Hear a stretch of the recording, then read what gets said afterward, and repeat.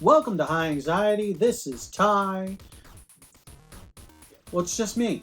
But what I have here today are two Transformers Generations figures directly from the website. Look at these beautiful boxes. War for Cybertron Trilogy. This is good. I like this. Today we're reviewing two great aerial Decepticons, Ramjet and Sandstorm. Both are G2 designs. Generation 2 had a lot of crazy colors for their figures.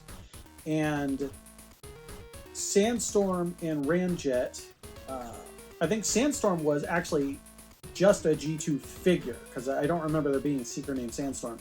But these are both G2 inspired design.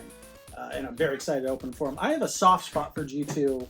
I mean, I was a huge fan of Transformers. I wasn't there for the first wave or anything, but I really started getting the toys around the time of the movie. And so when I was a little older and Transformers started to die off, I was pretty sad until Generation 2 suddenly comes along and we started getting repaints of existing Transformers toys that I didn't get from the first waves, done in absolutely crazy color schemes. And that is just something that's really cool to me. So here we've got Sandstorm, and I can't help, like, when I was a little kid, like looking at this color scheme immediately like brings thoughts of like old Operation Desert Storm images we'd always see on the news at night. Look at that. This is a very deserty design. The name fits. It's Sandstorm. That box design, I love these boxes that they've done for the website order sets. Just that graffiti style symbol and the icon. Yeah, I'm all for this. So let's open them up. A little bit of plastic surgery. You know the best part about this? He had one snip. One snip! The other reason why I'm reviewing these two together is they're both cone heads. Cone heads are Seekers. There were slightly different variation on the Seekers. But what was great about them, like, damn, I've already got plastic tension just trying to get that gun out of the box. I already have a little bit of plastic tension right there on the gun. That plastic is way too tight. Hey there. So, You like these videos? like and subscribe. Managed to hurt it just getting out of the box. That sucks. Oh well. Part of the game. Okay.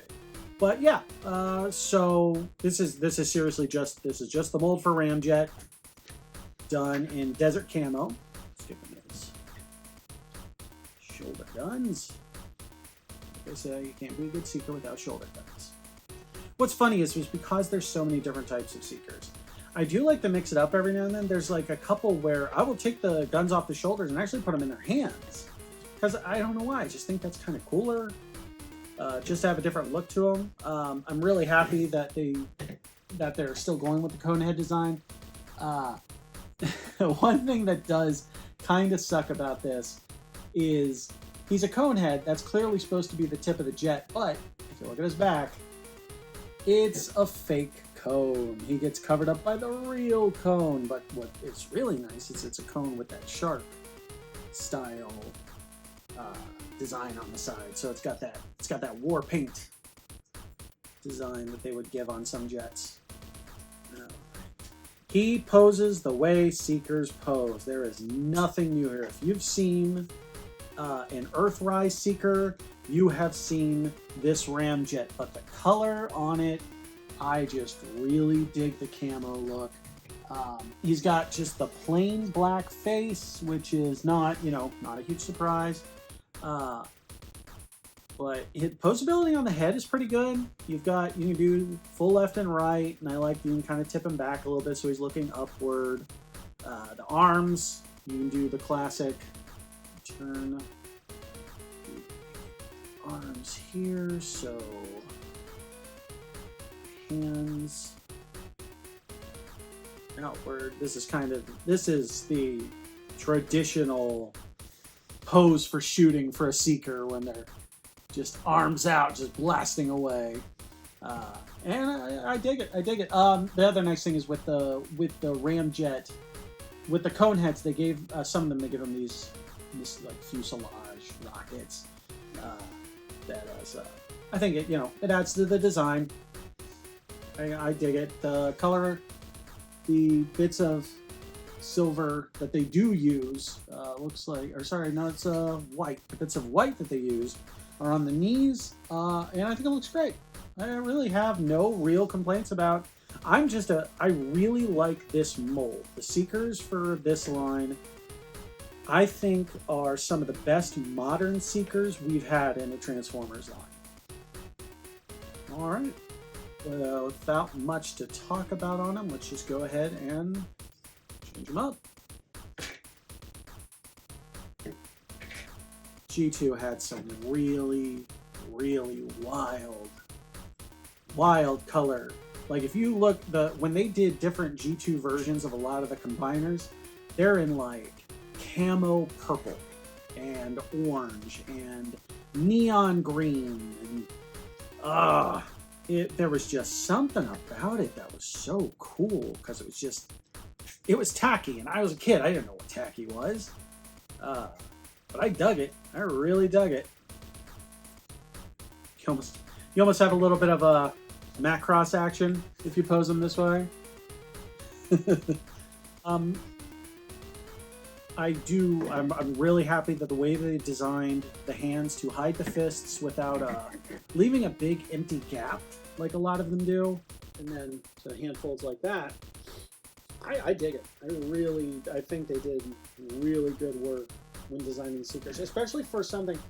I own every Seeker that they've done in this line, and I'm not tired of it. I'm not tired of this design, this mold that they use. Like there's some molds that I've just gotten worn out on. Megatron's Siege mold has been used so many times over and over again to the point that I'm sick of it. I can't stand it anymore. I think I only have 3 of them, and it's the Earthrise version, the G2 green, and then the G2 Hero Megatron white. And I just cause big soft spot for G2, like I said before. But yeah, they've really oversaturated the Megatron market.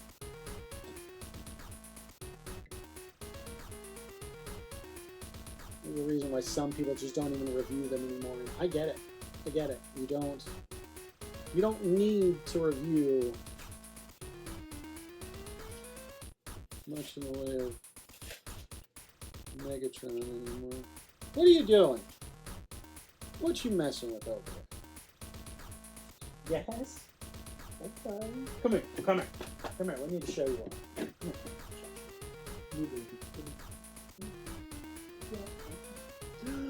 Look at this puppy dog. Look at this puppy dog. Who's my little puppy? Who's my little puppy? Now, I would say my biggest criticism of this mold with any of the Seekers is you do have this bit of hollow right here, but yes, we're all used to Seekers just kind of being a slab underneath. It's just the way it's been for a really long time.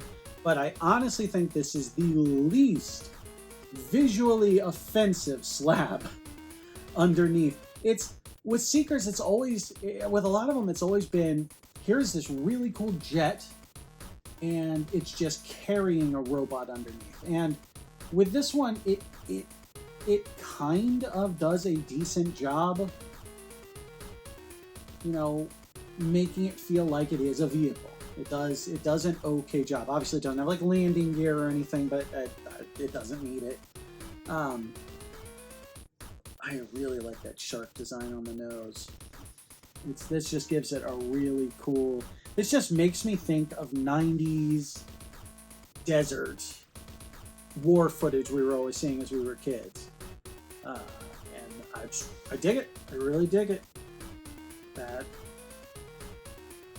Look at that camouflage design. It doesn't look like digitally painted on like some things. Even like the Decepticon symbol, it's there, but it's muted.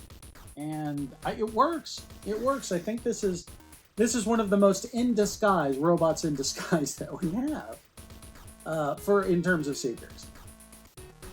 The black rockets. I love the way the feet come together at the back. This is a design I'm all for. You even have a pretty decent looking cockpit style in there, and it's a mold that just works.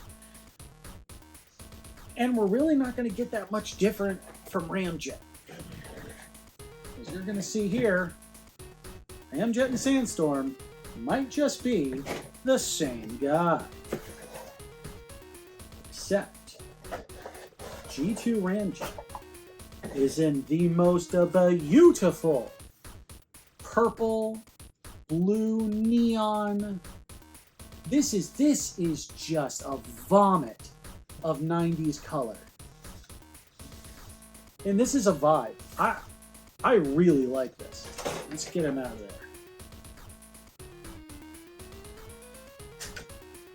So this one's done when they're trying to get away from plastic. And I really like this a lot more because I don't have to worry about it getting caught in the packaging. You don't have that problem when you have this like cardboard holding setup. There we go. This is Ramjet on steroids. There is nothing disguised about this. You look at this and go, that is just a killer space robot. And that's what that is. Look at that purple. It screams, I'm a villain purple. And the cloudy blue, like, damn. That is just garish in all the right ways. Man, even he managed to get just a little bit of a bend. He doesn't have the stress. This one doesn't have the stress marks on it, which is nice. But still better than that plastic.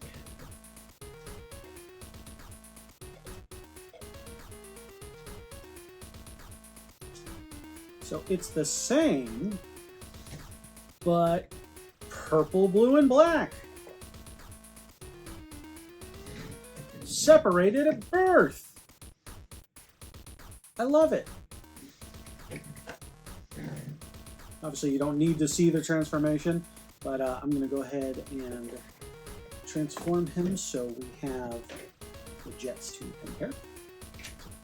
So we've got Ramjet transformed, and one thing they really liked in Generation 2 was putting the name of the Transformer on the Transformer. It was like a name tag. Like the the concept of robots in disguise was completely gone in G2. It was entirely robots telling you who they are. And Ramjet was no exception to that rule. Ramjet wanted you to know that he was Ramjet and that he was going to go around and do what Ramjets do. Right, Mike?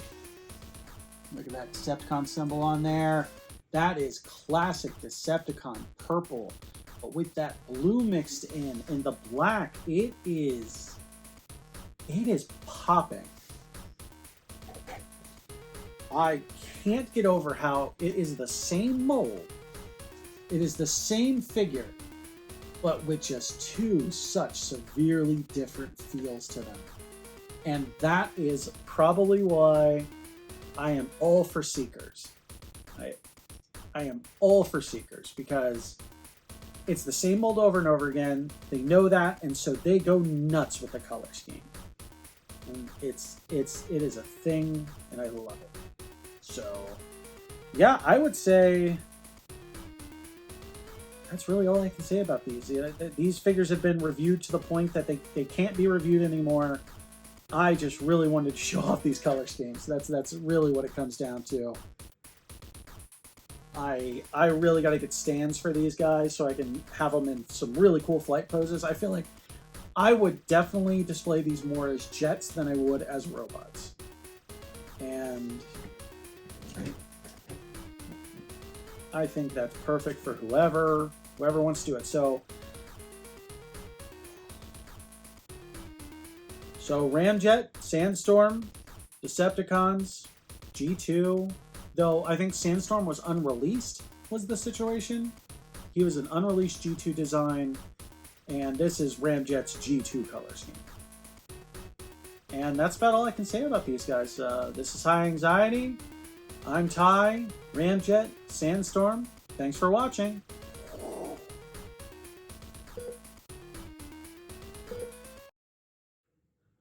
Hello again. This is Your Camera is Sideways.